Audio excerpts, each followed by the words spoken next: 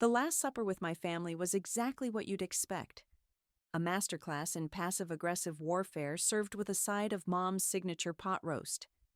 I'm Mara, and this was my final night in my childhood home. Not by choice, mind you, but because my dear mother and golden boy brother had finally found a way to get rid of me for good. More wine, darling? Mom topped off Aiden's glass without waiting for his response. Her diamond tennis bracelet caught the light as she moved, probably the same one she'd bought herself using Dad's insurance money. Mara, you should really eat more. You're looking tired. I stabbed at a potato, imagining it was something else. I'm fine, Mom. You know what I'm thinking? Aiden swirled his wine, grinning like he'd just thought of something brilliant. That room of yours would make an excellent wine cellar. The temperature's perfect down that end of the house.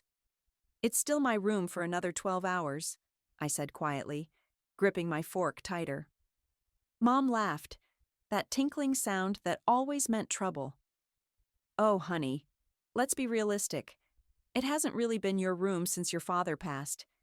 You're just borrowing space. I felt the familiar burn behind my eyes, but refused to give them the satisfaction. Right? Just borrowing space. For 32 years. Don't be dramatic, Aiden rolled his eyes. Besides, you're the one who never got your act together. No career, no husband, no real plans. What did you expect? I expected basic human decency, I muttered, but they were already talking over me about renovation plans. Nicholas, you remember him from college, right, Aiden? He's already drawn up the most wonderful plans for the house, Mom gushed. The realtor's fees were a bit steep, but he knows exactly how to maximize the space. My phone buzzed. A text from Zoe. Documents ready. You know what to do. I allowed myself a small smile, thinking about the hollow space behind my closet wall. Dad had shown it to me when I was 12, right after one of Mom and Aiden's particularly nasty episodes. Sometimes, he'd said, the best defense is knowing where to hide your treasures. What are you smirking about? Mom's voice cut through my memory like a knife. Just thinking about Dad, I said honestly. And treasures. Something flickered across her face. Worry? But Aiden laughed it off. Dad's treasures were all worthless junk. We cleared most of it out months ago. Not all of it, dear brother. Not even close. Well, I stood up, leaving my barely touched dinner. I should finish packing. Don't forget to leave your key, Mom called after me. We're changing the locks tomorrow anyway, but it's the principle of the thing. I climbed the stairs to my room, each step feeling heavier than the last. The battered brown suitcase waited by my bed, the same one Dad used to take on his mysterious business trips. How fitting that it would now hold my escape plan. My phone buzzed again. Zoe. Bank codes confirmed. Everything's in place. I ran my fingers along the familiar crack in my closet wall, remembering all the times I'd hidden here as a child, listening to Mom praise Aiden while tearing me down. The hollow space had been my sanctuary then. Now it would be my revenge. I pulled out the thick envelope I'd stashed there earlier. Dad's letters, bank statements, property deeds, and those damning photos Mom thought she'd destroyed. My hands shook slightly as I sealed it inside a waterproof bag and tucked it back into the wall. Mara, Mom's voice floated up. Don't forget to leave everything neat. The cleaning service comes tomorrow. I looked around my stripped-down room, deliberately staged to look pathetically empty.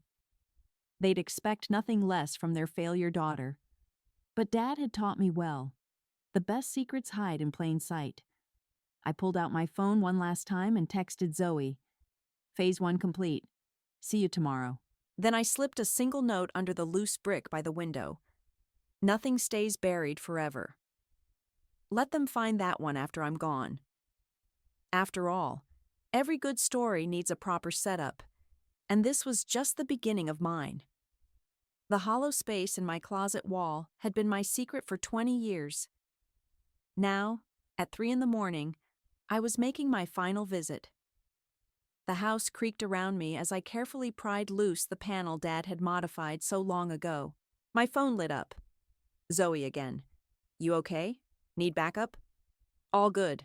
Almost done, I typed back, then muted the phone. The space was bigger than most would expect, deep enough to hide a small safe, which is exactly what Dad had done.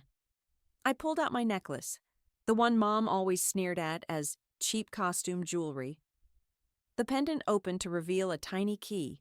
Some things aren't what they appear to be, sweetheart, Dad had told me 2 weeks before he died. Keep this close. You'll know when it's time. The safe's lock clicked softly. Inside lay everything I needed. Documents proving Mom's creative accounting with Dad's estate, bank statements showing suspicious transfers to offshore accounts, and photos of meetings she'd denied ever attending. But the real prize was a USB drive containing years of recorded conversations. Dad had been more clever than any of us knew. A floorboard creaked in the hallway. I froze. Mara? Aiden's voice, thick with wine. What are you doing up? I quickly shut the safe and replaced the panel. Just packing, I called back, heart pounding. Can't sleep. He pushed my door open, leaning against the frame. You know, you're being ridiculous about all this. If you'd just gotten your act together like I did. Save it, I cut him off. We both know what this is really about. He stepped closer, wine glass dangling from his fingers. What's that supposed to mean? Nothing. I zipped up my suitcase. Just that Mom always did prefer her investments to pay off quickly. His face darkened. You're just jealous, because I actually made something of myself while you wasted your time with that ridiculous online business. I smiled, thinking of the profitable e-commerce platform I'd built while they weren't paying attention. Right. Totally wasted. My phone buzzed again. Zoe. Legal docs ready. Nicholas signed everything. Who keeps texting you? Aiden tried to peek at my screen. I pulled away.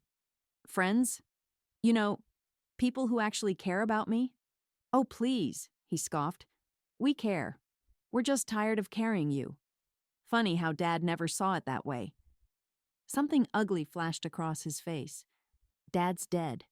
And tomorrow, you're gone. End of story. After he left, I pulled out one last envelope. Dad's final letter to me, written the day before his accident. I'd memorized every word, but reading it again steadied my nerves. My dearest Mara, by the time you need this, I'll be gone. Your mother and brother think they're clever, but I've watched them plotting for years. The evidence is all there. Use it wisely. Remember, revenge is a dish best served with paperwork. All my love, Dad. I tucked the letter away and checked my watch. 4:30 a.m. Almost time. My phone lit up with a final message from Zoe. Bank opens at 9. Everything's ready. You sure about this? Never been more sure, I replied. I took one last look around my room, now stripped bare except for the furniture. Mom would probably have it all hauled away, erasing every trace of me. But that was fine. I had everything I needed. The sun was just rising as I dragged my suitcase downstairs. Mom was already in the kitchen, perfectly made up despite the early hour. Leaving so soon? She asked, not looking up from her coffee. You wanted me gone, remember? She sighed dramatically. Don't be so theatrical, dear. It's unbecoming. I placed my key on the counter. Goodbye, Mom. Don't forget, we're selling everything left behind, she called after me. I paused at the door, allowing myself one last look. Oh, I haven't forgotten anything. Trust me. The door clicked shut behind me with a finality that should have felt devastating. Instead, I felt lighter than I had in years. They thought they were finally rid of me, but really, this was just the beginning. I pulled out my phone and texted Zoe. I'm out. Start the clock. Living out of a motel wasn't exactly the glamorous revenge story I'd imagined, but it was temporary. I scrolled through Mom's latest Instagram post, A perfectly staged photo of her and Aiden toasting champagne in my old room, now gutted and prepped for its wine cellar transformation. Look at this. I showed my phone to Zoe, who was sprawled across the motel's questionable armchair. They're not even trying to hide their glee. Gross. Zoe wrinkled her nose. But remember, we're playing the long game here. How's the gig work going?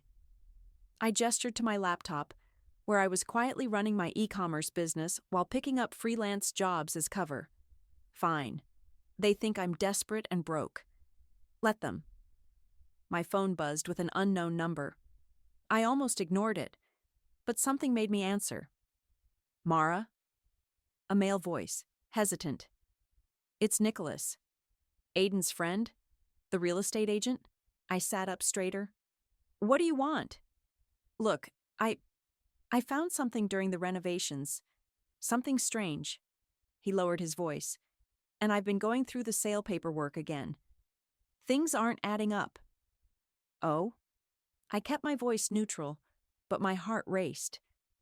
Your mother's signatures. Some look different than others. And there are transactions I can't explain. I could lose my license if... Meet me, I cut him off. Coffee shop on 5th. 1 hour. Zoe raised an eyebrow as I hung up. Nicholas cracking already? Dad always said guilt makes people sloppy. I grabbed my jacket. Want to watch me make him squirm? The coffee shop was quiet when Nicholas arrived, looking nervous in his expensive suit. He slid into the booth across from me, glancing around like he expected Aiden to jump out at any moment. Talk, I said. He pulled out a folder. During demolition, we found a hidden panel in the study. There were documents, photos. He pushed them across the table. Your mother said your father's estate was simple, but this suggests otherwise. I barely glanced at them. I had copies of everything already. And I did some digging. The house sale, the inheritance, none of it follows proper legal procedure. If anyone looked closely, he wiped sweat from his forehead. I could go to jail, Mara. Sounds like a personal problem. Please, he leaned forward. They're planning to liquidate more of your father's estate next week. Art collections, investments, everything. I can't be part of this. I sipped my coffee, letting him sweat. What do you want from me? Help me make this right. We can go to the authorities together. Explain, like you helped make it right when they kicked me out? I cut him off. When you rushed through that sale knowing it wasn't legal? He deflated. I didn't know then. I swear. My phone buzzed. A text from Zoe. Bank alert. They're trying to access the offshore accounts. I smiled. Right on schedule. Here's what's going to happen, I told Nicholas. You're going to keep your mouth shut and do exactly what they ask. But you're going to document everything. Every signature, every transaction, every phone call. Understood? But unless you'd prefer I turn over evidence of your involvement right now? He stared at me, realization dawning. You knew. This whole time, you knew. My father taught me well. I stood up. Oh, and Nicholas? Don't warn them. I'll know if you do. Back at the motel, Zoe was grinning at her laptop. They tried 3 different passwords on the Swiss account. Failed every time. Dad's birthday, Mom's birthday, and their wedding anniversary, I guessed. Bingo. Should we tell them the password is actually my birthday? I laughed. Let them sweat. My phone chimed with another Instagram notification. Mom posting about fresh starts and removing toxic influences. They still think they've won, Zoe observed. I watched the sunset through the motel's grimy window, thinking about the documents Nicholas had found, the panic starting to set in. No, I said quietly. They just don't know they've lost yet. Zoe's contact at the bank called at midnight. They're there, she whispered. Your brother's drunk, making a scene. Your mother's trying to access the safe deposit box. I switched my phone to speaker so Zoe could hear. Through the bank's security feed, We could hear Aiden's slurred voice. "This is ridiculous. I'm telling you, I have authorization." "Sir, without the proper documentation," the bank manager started. "Do you know who I am? Who my mother is?" I smiled in the darkness of my motel room. "How long has he been there?" 20 minutes, the contact replied. "They came straight from some celebration dinner. He's still in his suit." "Keep watching," I said. "The show's about to start." Right on cue, Aiden's voice rose to a shout. "What do you mean there's a hold on the accounts? That's impossible." Mom's voice cut in, sharp with panic. "Aiden, lower your voice. We can sort this out." "No, Mother, we can't. Because your perfect plan is falling apart." Zoe and I exchanged looks. The bank's security feed crackled with movement. "Sir, if you don't calm down, we'll have to ask you to leave," the manager warned. "Fine, we're going. But this isn't over." A pause, then. "Mother, where are you going?" "The house." Mom's voice was tight with tension. "I need to check something." 40 minutes later, my phone lit up with a series of frantic texts from Nicholas. "They're tearing apart the study. Your brother found the hollow wall. Oh, God. They found the envelope." I turned to Zoe. "Time to make some popcorn?" She was already pulling up the home security cameras we'd secretly installed during my last week there. The feed showed Mom and Aiden in my old room, papers scattered across the floor. "These are Father's real bank statements," Aiden was saying, waving documents around. "Look at these numbers. The inheritance, the offshore accounts. You lied to everyone." "Keep your voice down," Mom hissed. Of course I had to make adjustments. "Your father was going to leave everything to her." "What?" "Your sister. That ungrateful little—" Mom snatched a paper from the floor. "He changed his will 3 days before he died. She was supposed to get everything." Aiden slumped against the wall.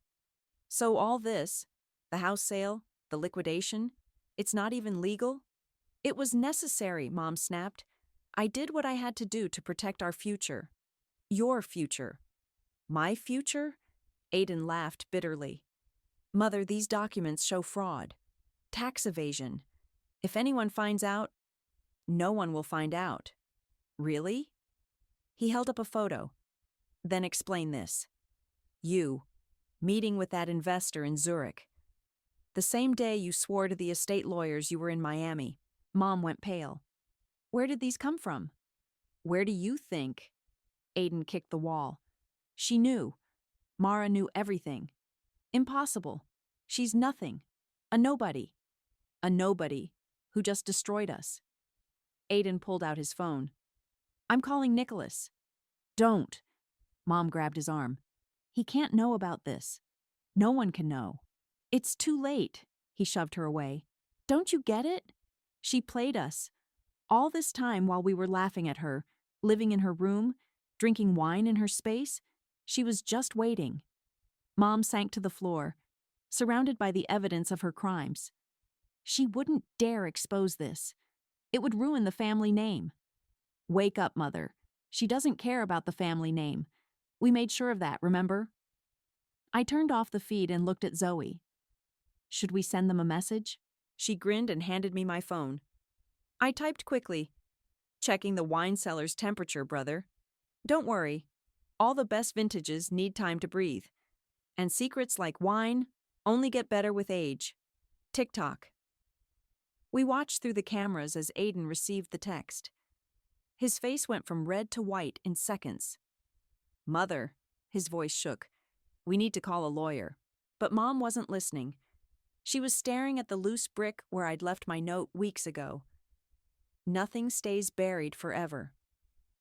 Now she knew exactly what I meant. The call started at dawn. First Aunt Hallie, then Nicholas, and finally, predictably, Mom.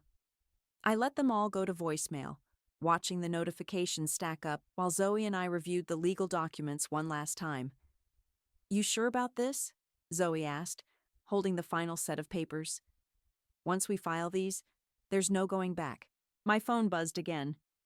Mom's 7th call. "Play it," I said. The voicemail crackled to life. Mara, darling, please call me back. We need to talk about this like adults. Whatever you think you know, whatever you're planning, we can work something out. Please, sweetheart, don't destroy your family over a misunderstanding. Zoe made a gagging sound. Wow, she's good. She's desperate, I corrected, then played the next message. You ungrateful little bitch, Aiden's voice, still slurring. You think you can blackmail us? After everything we've done for you? I'll destroy you before I let you. I deleted it before he could finish. And that's why we document everything.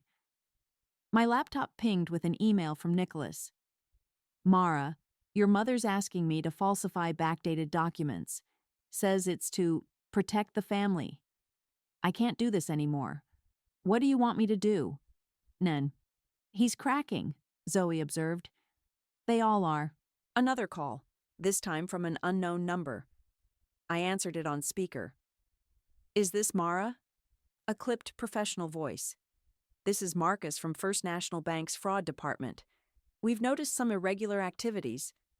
I'll have my lawyer contact you, I cut in, winking at Zoe. She has all the relevant documentation. Mom's number lit up my phone again the moment I hung up. This time, I answered. Where is it? She demanded. Hello to you too, Mother. Don't play games with me. Where's the original will? I leaned back in my chair. Probably in the same place as those Zurich bank statements you thought you destroyed. You're bluffing, but her voice shook. You can't prove anything. Really? Should we ask Nicholas about that? Or maybe Aunt Hallie? I hear she's quite chatty after a few drinks. A sharp intake of breath. What do you want? Want? Oh, Mother, I don't want anything from you anymore. Money? The house back? Name your price. I laughed. You still don't get it, do you? This isn't a negotiation. It's a reckoning. I'm your mother. No, I said quietly. You're just the woman who taught me how cruel family can be. She started to respond, but I hung up. Seconds later, my phone exploded with texts from Aiden. You think you're so clever?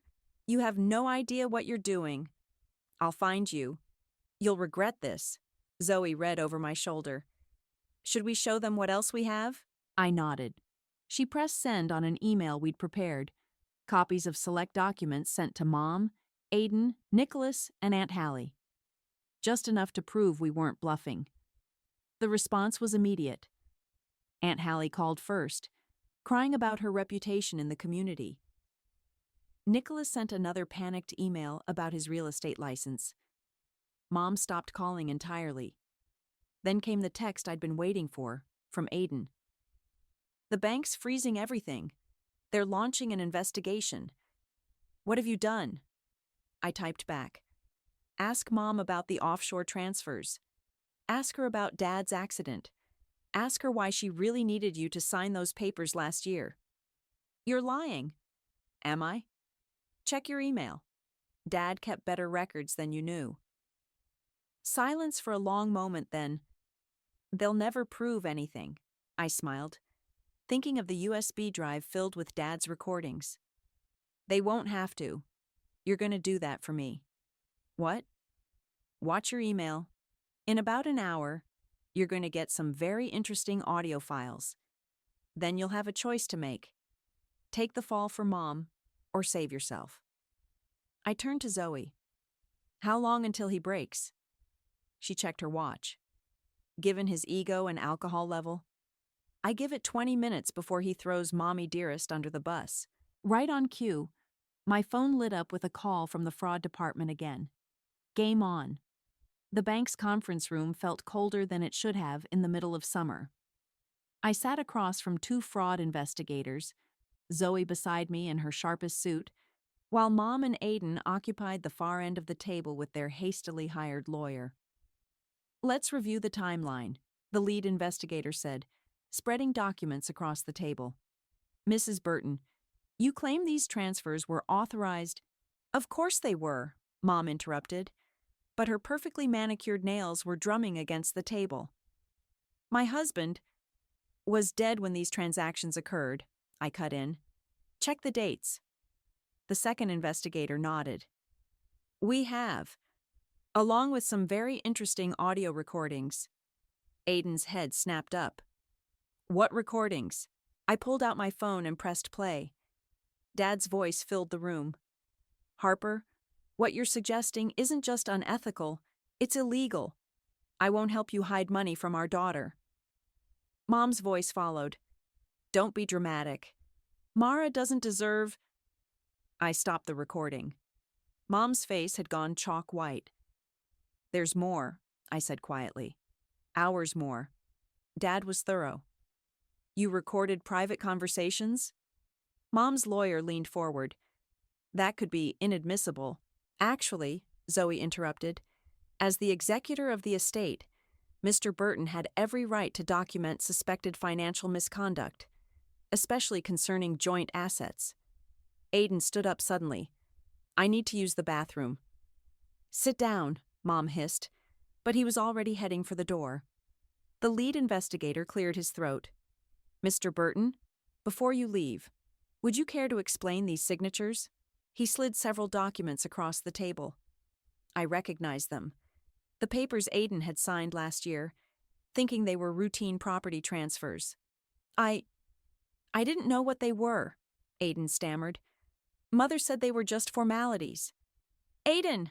Mom's voice cracked like a whip. No, Mother, he turned on her. I'm not going down for this. You told me everything was legal. You said Dad wanted... Sit down and shut up. Her words could have frozen hell, but something had broken in Aiden. You used me, he said. You used me to steal from my own sister. The investigators were scribbling furiously. Mom's lawyer looked like he wanted to disappear. My phone buzzed. A text from Nicholas. Police just left my office. I told them everything.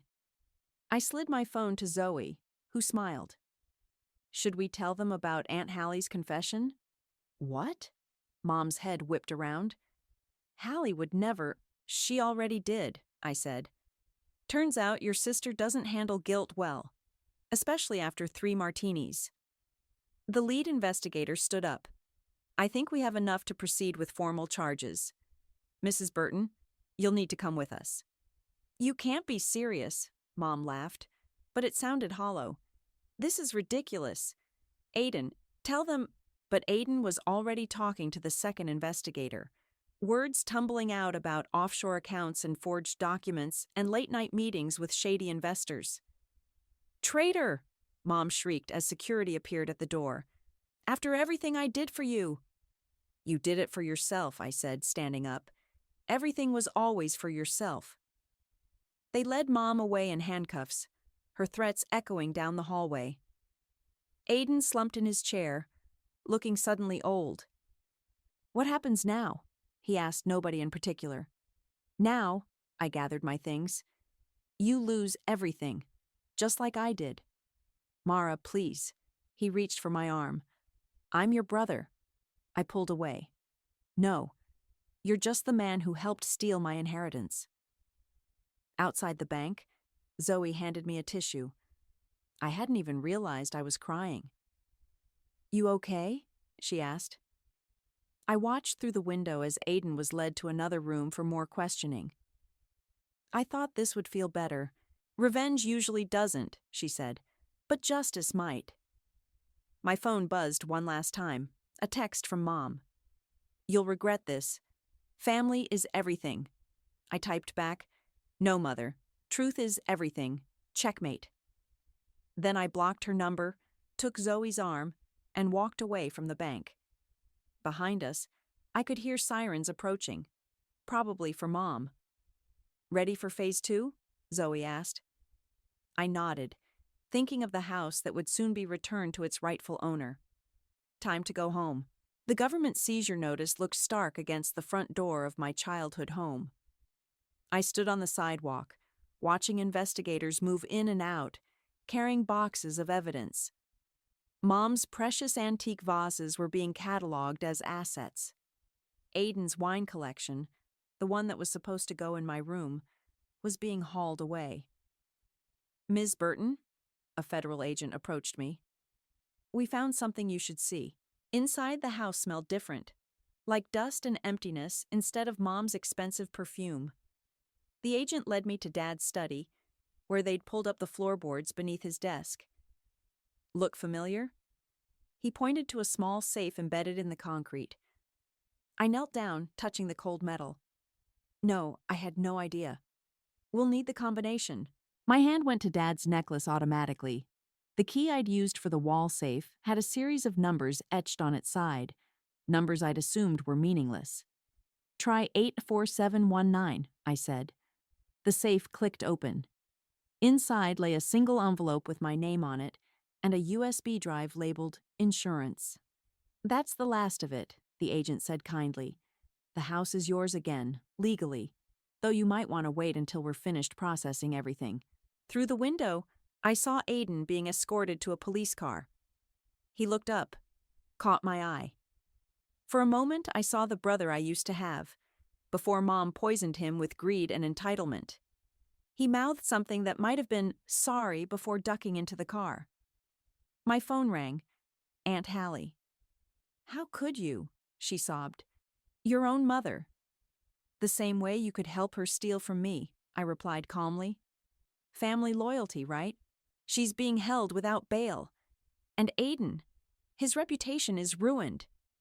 Actions have consequences, Aunt Hallie, even for the golden child. You've destroyed this family. No, I said quietly. Mom did that years ago. I just exposed the truth. I hung up as Zoe arrived with coffee. News vans are starting to show up, she warned. Your mother's arrest is trending locally. Let them come, I said, opening Dad's final envelope. Inside was a single photo. Mom, Aiden, and me at my high school graduation. On the back, Dad had written, "Remember who they were, not what they became." You're crying, Zoe observed. Because he knew. I wiped my eyes. He knew what they'd do and tried to protect me. A commotion outside drew our attention. Mom was being led from a second police car into the house, hands cuffed, for the official seizure. Her makeup was smeared, her designer outfit wrinkled. Mara, she called out. Please, darling, tell them this is all a mistake. I walked to the front door, standing just inside. Like it was a mistake to forge Dad's signature?